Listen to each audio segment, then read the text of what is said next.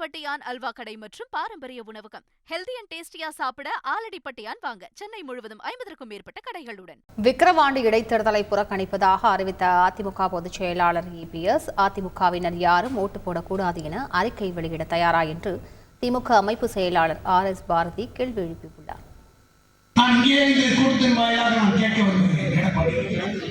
நீ தேர்தலில் இப்போ பாய்காட் பண்ணுறேன்னு சொல்லிட்டு தேர்தலில் நாங்கள் கலந்து கொள்ள வேண்டும். அப்பொழுது உண்மையிலேயே உனக்கு நம்பிக்கை இருந்தால் நாளைக்கு ஒரு அறிக்கை விட தயாரா?